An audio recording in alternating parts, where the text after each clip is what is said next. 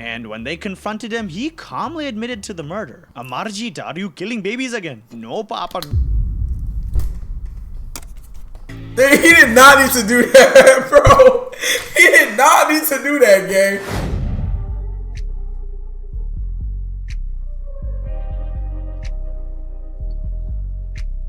Next video we got the youngest serial killers ever. These two kids actually murdered a 2-year-old boy. You ever hear the term "F them kids"? Well, this is exactly why. Why do you have beef with a 2-year-old, bruh? These kids are actually the worst in British history. Alright, so let's rewind to February 12th, 1993. Okay. And this is the case of John Venables and Robert Thompson. Two 10-year-old kids. Yeah, you heard me right. Holy crap, 10-year-old kids. These two kids managed to do something so awful that it left the entire country asking how kids could be so evil. But wait, let's start from the beginning. Bro, I got a question though. Do y'all think that the games and videos that people watch and consume make them into the person that they become? Like, I feel like I played hella Call of Duty. I played Call of Duty since goddamn 2011, and I've never had a thought of going out and killing somebody. I played GTA and murdered random civilians on the street, but that has never crossed my mind. I feel like there's dead ass something that just be wrong with some of these John people's Venables heads. and Robert Thompson were just two kids growing up in Liverpool, England. And Unless you're just dumb, I feel like why would you want to, like, I feel like every action has a reaction, my nigga. Literally Newton said this shit. If I go out and kill somebody and I think I can get away with it, them niggas is gonna find out eventually, bro. And they weren't like, exactly the type to bring home gold stars on their homework. Both of them came from rough, unstable homes. Venables was known to be pretty chaotic and had an abusive family life. His parents were separated and neither one cared much for him. Damn. And Thompson's So mom, trauma. well, let's just say she wasn't winning any Parent of the Year awards either. She was a heavy drinker and he was one of 7 kids who didn't get much care. February 12th, 1990. Why are you an alcoholic with 7 kids, bro? I also feel bad for the kids whose parents are like alcoholics, drug addicts, cause it's like, damn, bro. You brought a kid into this earth just to set them up for failure and to be a dickhead, bro. I think what goes on at home, Guess What Games? No, yeah, nah. That's some other shit that got to do with the brain. Yeah, I feel like it's trauma too. 93, Venables and Thompson decided to skip school. I mean, kids skipping school, yeah, not really that shocking. But it's what they did after that was truly evil. What'd Now they do? imagine this. It's a normal day at the New Strand Shopping Center in Bootle. Leave it to the British to name an area Bootle. I can already see the comments now. Well, at least our schools aren't shooting ranges. Yeah, so Venables and Thompson were wandering chill. around the mall having skipped Chill, bro. Yo, it's actually been a minute since I've heard about like a school shooting. That's a good thing. school to do, you know, kid stuff. Like trying to steal whatever they could get their hands on, but that wasn't enough for them. Nope, they had something a lot worse in mind. So at some point during their mall stealing, the boys noticed a 2-year-old named James Bolger. So niggas is out here stealing, bro, skipping school at the age of fucking 12, bro. Niggas was already doing from the start, bro. He was with his mom, Denise, but as every parent knows, it's impossible to keep an eye on your kid 24/7. In one split second, just one, Denise looked away and Venables and Thompson made their move. Want some Pokemon That's cards? weird. I mean, the poor kid responded probably with like goo goo gaga. I mean, the kid was like 2 years old, man. Come on. So one step at a time, pretending to be his friend, they led James away from the store and his mother would never see him That's again. sick. 2 kids took another kid. And like you would expect, no one noticed. I mean, these were just kids being themselves, right? People even saw them walking with the little James, but they honestly thought And niggas ain't even question it, bro. That's so fucking crazy, bro. There's been a shooting last month, bro. Motherfuckers pulled out guns out of their fucking ass at this point. They just got GTA 5 inventory. On God, they do, bro. I don't get it, bro. I literally saw a TikTok today of a nigga getting gifted a fucking Browning shotgun, bro. Why does a fucking 13-year-old need this goddamn shotgun, bro? What the fuck? Nigga got the Olympia from BO1. nothing of it. It was like, oh, how sweet. Big brother's taking care of the little guy. If only they knew. They took James on a nearly 2.5-mile walk through Liverpool. And yes, you're probably wondering, why didn't anyone stop them? Well, several people did actually notice, but when Venables and Thompson said James was their brother or that he was just lost, everyone just shrugged it off. Damn. So like after wandering the streets for hours, the boys led James to a railway. Now, let me just say this right now. What happens next is awful and viewer discretion is advised. The boys start by torturing James. And for obvious reasons, I'm not going to draw the kid in these scenes because, like, come on. Anyways, they threw bricks and stones at him. They kicked him and even shoved my paint God. into his eyes. I mean, can you even imagine? This is a 2-year-old Like, bro, what did the baby do to you, nigga? kid we're talking about. He didn't Like, these are kids doing this to a younger didn't kid. stand a chance. At some point during this brutal attack, Venables and Thompson dropped James on his head, which is probably what finally unalived him. Then, in one final act, they placed his lifeless body on the train tracks of Walton and Anfield Station in Liverpool, hoping a train would hit him and What? the train, like you would expect, did eventually run over James, but by that time he was already dead. And these sick 10-year-old kids went home like nothing happened. Now, as Yo, that is fucking criminal, bro. Sinister. Niggas needs to be put in the deepest, darkest depths of hell, bro. Like, what? I don't. There's As you would something imagine, gotta be when wrong James with niggas' was heads, reported bro. missing and the boy's mom was going crazy, scared for her little boy, the police jumped to action. But Bro, with and no I'll be putting myself in the position of some of these people too. So I just know like the mom is like grieving hard as shit, bro. leads and no real idea of what happened, they worked against the clock. It wasn't until 2 days later, on February 14th, that Valentine's James's Day, body was nigga. found still on the tracks and hit by the train. But the authorities saw the injuries on the kid and thought, hey, it just could have been from the train. But since when do trains throw rocks? And hold on, let me tell you, it was so brutal that the police initially thought an adult must have done this. But surprise, the Damn. real shock came when CCTV footage from the Like, bro, look at how small that nigga is, bro. Like, dude, you could pick this little nigga up and chuck him 100 feet if you wanted to, bro, or 100 yards. That is sinister work, bro. Do you think these kids should be punished like adults? Fuck, nigga, they should get the fucking chair. shopping mall was released. It showed James walking with the two monsters that were only 10 years old. And boxheads, let me tell you, the public was stunned. I mean, everyone was expecting some shadowy figure, some monstrous adult, but it was two kids. On February 20th, 1993, Venables and Thompson were arrested. Drop the Pokemon cards and put your hands in the air. And get this, when they were taken in Yo. for questioning, neither of them showed any real remorse. Venables 'Cause they're cried fucking during his sick, confession, bro. but honestly, it was hard to tell if it was out of guilt or fear of him getting caught. Thompson, on the Man, bro, niggas know that whenever they get caught, that's when motherfuckers want to be all, man, I didn't do it. I wish I didn't do it. Shut your bitch ass up, other nigga. hand, Get the was chair. cold as ice. Like, how does a 10-year-old even process what he just did? Their trial became a circus. These two boys weren't even teenagers yet, but they were being tried as adults. Good, buddy. Damn, that's good. Eat your goddamn crumpets in jail, you sick fuck.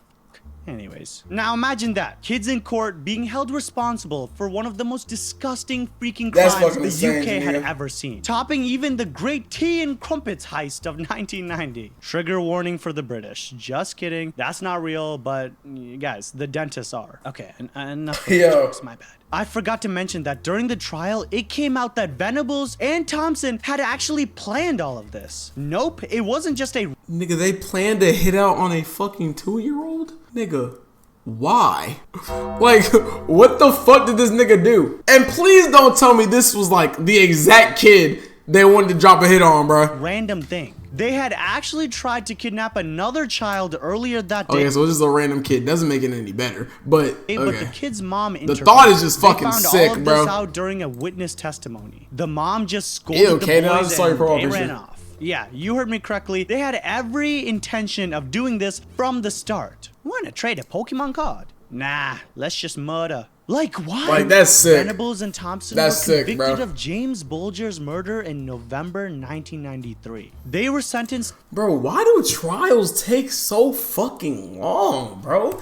Like, if you have the evidence, my nigga, lock the nigga up. They found the body 2 days after this shit. Why did it take them goddamn like 7, 8, 9 months, bro. For what? You already got your suspects. To be held at Her Majesty's pleasure, which is really British way of saying that they were locked up for good. But here's the part that really gets people and even me. They were both released in 2001 when they were just 18 years old. Yep, they just got new identities and tried to live their lives like nothing happened. I mean, isn't that gross? The same kids who brutally murdered Are we fucking serious? Okay. a young toddler were released back into society like, nothing happened. Okay. Venables, though, couldn't seem to keep his life together after his release. He was arrested in 2010 for possessing child videos, which I'm not gonna talk more about that. Oh, bro, what the? So this nigga went from murdering children to beating off on them, nigga? Some niggas got it, bro. Let's just say, Some not niggas exactly got it, shocking, bro. right? He was sent back to prison and was released again in 2013. Again? And because he clearly didn't learn, he was busted again in 2017. Nigga, three-peat? A three-peat? Yo, if we didn't learn our lesson the fucking first time and the second time, why would we release this nigga a third fucking time? Yo, what? For, you guessed it, more child, yeah. This time, For the same fucking charge. he got a 40-month sentence. Okay, couldn't they just axe this guy? Like, he's not learning clearly. Gosh. And as for Thompson, well, not much is known about him. I mean, he's been flying under the radar, successfully staying out of the limelight. Okay, so that last one was rough, put that nigga but back it in doesn't jail, get bro. any better. You've probably heard some wild stories before, Yo. probably here on the page, but this one, oh, it's on a whole nother level. We're talking about Amarjeet Sada, an 8-year-old boy who's probably the youngest damn serial killer in history. So Amarjeet Sada was born in 1998 in the village of Begusaraya in the Indian state Bihar. You're probably picturing a small, tight-knit community where everyone knows each other, and you'd be right. Amarjeet came from an extremely poor family. His dad scrapped together whatever work he could find, and like many families, life wasn't exactly easy for them. But what no one realized was just how much darkness had already crept into Amarjeet's young mind. Amarjeet did something absolutely disgusting and killed his first victim. Who was that? It was his own cousin, a 6-month-old baby. Nigga, why are we having beef with babies? Nigga, cause they're crying too loud? Why are you beefing with a baby?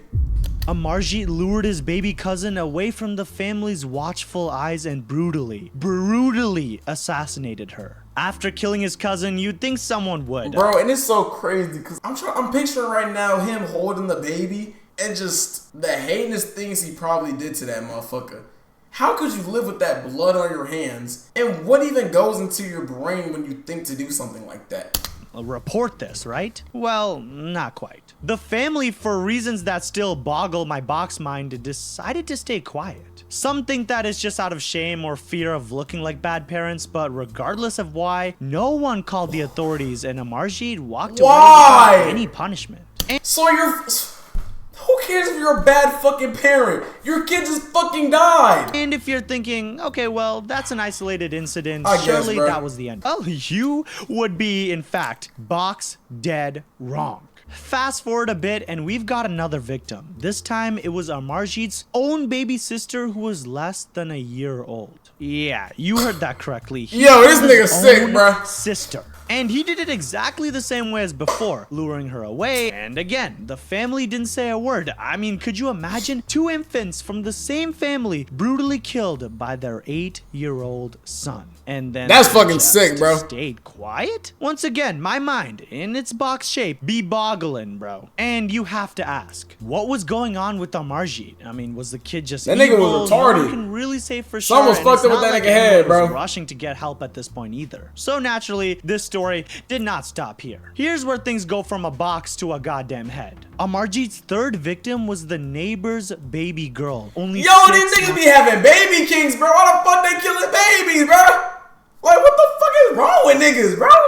Like, I get that could be annoying, but this is your third motherfucker, bro. old. Yeah, you God can see a damn. pattern forming here. This kid had some sort of Somebody's obsession with bringing out hibernation type unaliving shit. babies. On this particular day in I 2007, don't get it, bro. Amarjeet found the opportunity. Yeah, The y'all baby's niggas mother, stop. likely trusting that no one in her small village would harm her tiny baby child, left her daughter unattended reportedly at a small school. You know, just for a little bit. And that's all Amarjeet needed. He took the baby, carried her off to a secluded area, and, well, you know the rest. This is India, by the way, so I'm trying to imagine like how the fuck that shit look, bro. Like, I'm thinking like niggas is in favela from goddamn Call of Duty doing shit like this, bro. When the body was found Like, this time, the truth could not stay buried. The locals quickly connected the dots, realizing that Amarjeet had been around during the time of the baby's disappearance. And when they confronted him, he calmly admitted to the murder. Amarjeet, are you killing babies again? No, Papa.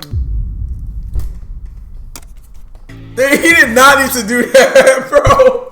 He did not need to do that, gang. No. Oh, Relax. shit. Kicks her up. Oh. Some boxheads in the comments might ask, why is my Indian accent so well? Oh, I shit. don't know.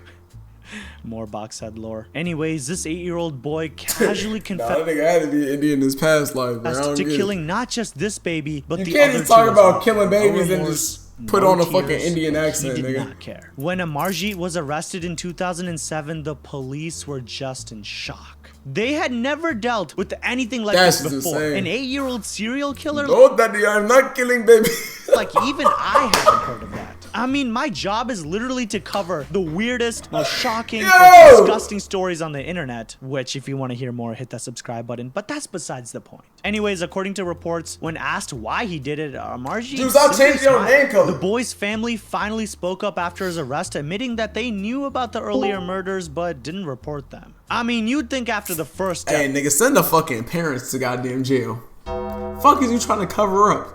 Nigga scared. You should have fucking raised your kid better, nigga. Huh. Bitch.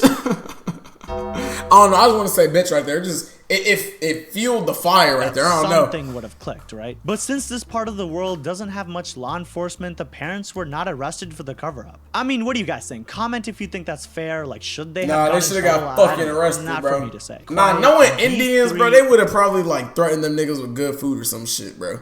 Oh, you didn't want to talk about the goddamn killings, bro? Here, have a fucking steak. innocent babies lost know. their lives because of this monster. Nah, hold up, cause now I'm about to like go on a rabbit hole, bro. Tell me this shit don't got the meanest flavor, bro.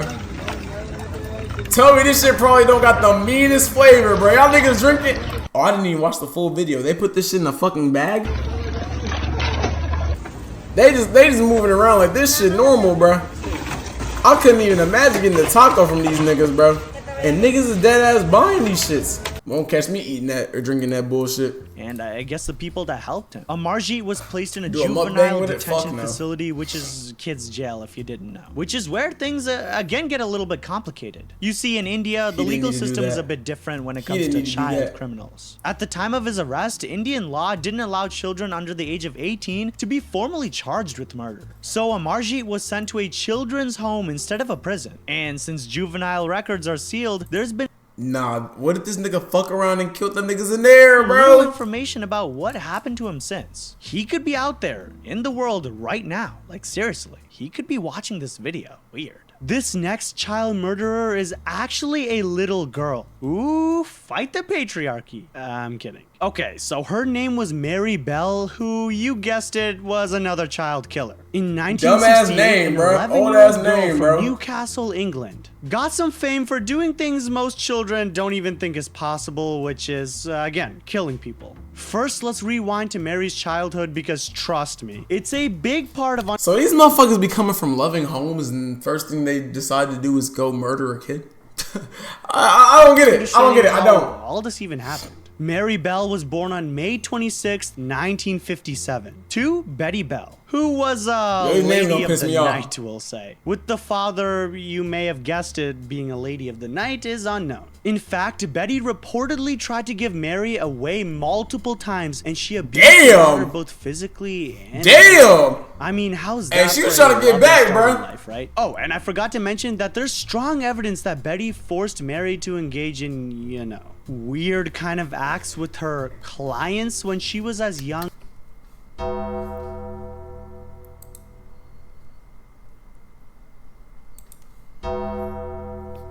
as 5 years old. Nigga, you can't fuck that little ass dog, bruh. What the fuck? 5 years old? On May 25th, you can't fuck that little ass dog. The day before Mary's 11th birthday, she committed her first murder. Her victim, 4-year-old Martin Brown. Mary knew Martin from their neighborhood. I mean, motherfucker, why didn't you kill your mom, nigga, if you didn't like her?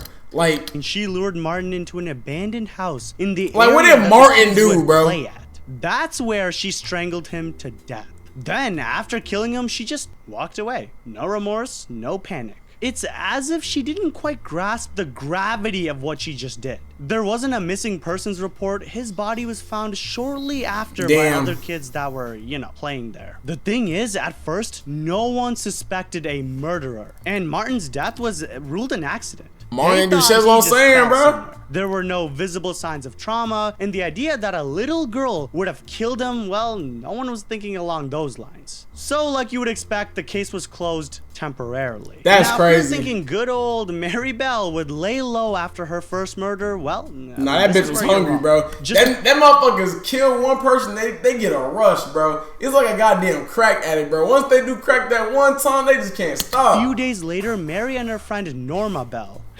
they got the same These last names name, are but fucking no relation. stupid, bro. It's just a weird coincidence. Anyways, they broke into a nursery and trashed the place. Like, they why? wrote disturbing Why? messages like, "I murder so that I may come back." And "We did murder Martin Brown." Yeah, talk about a crazy crime. Okay, dumbass criminal. But get this, the police. That's like a motherfucker killing somebody and then being like, "Yup, I did it, bro." Niggas gonna turn themselves in. Police brushed it off like it was some prank. I mean, what are the odds that 2 little girls would be actually confessing to a murder? Maybe the cops should listen a little bit more. Or like Then investigate came a little the harder, second bro. murder. On July 31st, 1968, just 2 months after Martin Brown's death, Mary struck again. This time, her victim was 3-year-old Brian Howe. Now, What the fuck Mary's did Brian behavior do? during this murder was even more disturbing. She strangled Brian just like she'd done with Martin, but this time she took it a bit further. After Brian was dead, she mutilated his body with scissors. Yeah, scissors, cutting his hair and scratching up his legs. She even carved an M for Mary into his stomach. If you didn't already think that this case was horrifying enough, this part should really make you cringe. Oh, and I forgot to mention that Mary's accomplice in the second murder was once again her friend Norma Bell. After Brian's body was found, police quickly realized that this wasn't I couldn't even imagine being a fucking, I'm about to say doctor. I couldn't even imagine being a police too and like seeing that mutilation of the body, bro. Like that shit would not sit right with me, bro. And that's when they started putting the pieces together. So, how did the police catch Mary Bell? Well, it turns out that Mary couldn't keep her mouth shut. She started acting strangely, asking neighbors if they missed Brian, and even taking people to the scene of the crime as if she wanted to relive the moment. She also made comments to the police saying things like, "I know what happened to Brian because I saw him last." Not exactly subtle. When police began questioning children, both Mary and Norma's names kept coming up. Witnesses said that they kept seeing the 2 girls. So did niggas just not put like 2 and 2 together and get 4, bro? Like what the fuck were they getting, nigga? They're clearly giving themselves up, bro. And their suspicious behavior made them prime suspects. During interrogations, Mary tried to pin the blame on Norma, but it didn't take long for the police to figure out who the real leader was. The M on the chest. On August 7th, should have 1968, Mary Bell that, was officially arrested and charged with 2 counts of murder. And for you guys wondering, she was only 11 years old. Kid, bro. You heard me correctly. An 11-year-old girl was charged with murdering 2 toddlers. Mary's trial began in December 1968, and let me tell you, it was a mess. People were fascinated and yet horrified by the idea of a child. Why did like that one motherfucking mayor? Well, look. Y'all know that nigga I'm talking about? Why like that one motherfucker from Family Guy? Fascinated and yet horrified by the idea of a child killer. Like perhaps you watching this video. The prosecution argued that Mary was fully aware of what she was doing and that her actions were deliberate and calculated. But the defense claimed that Mary suffered from a personality disorder and lacked the emotional capacity to understand the full extent of her crimes. Plus, this was a time when people didn't lock her really up know what still. to make of child criminals. She was evil, or she was just a product of... It's like a goddamn orphan scene. They got some... I don't know, bro. I guess we still kind of don't know that. I mean, I don't know. What do you guys think in the comments? In the end, Mary was convicted of manslaughter, not murder, because the jury accepted that she was suffering from a psychopathic disorder. Mary Bell was sentenced and detained at Her Majesty's pleasure, which again is British for possibly forever. Now imagine that, being 11 years old and sentenced to who knows how many years. That's crazy. Bars. So what happened to Mary after all of this? Well, she served 12 years in various institutions before being released in 1980 at the age Bro, of 20. keep that bitch in there, And bro. get this, when she was released, she was given a new identity to protect her from the public. I mean, can you Oh, really brother. blame them? A child killer out in the Oh, world with a brother. real name? Yeah, that would have been a media frenzy. But that's not quite where the story ends. She In did it again, 1998, huh? Mary Bell co-authored a book with a journalist, Gita Sereni, titled Cries Unheard, The Story of Mary Bell. In it, she gives her story of the murders and blames much of her actions on the abuse she suffered at the hands of her mother. which Damn, I the told you at the trauma. beginning. The book was met with outrage from the families of her victims, and understandably so.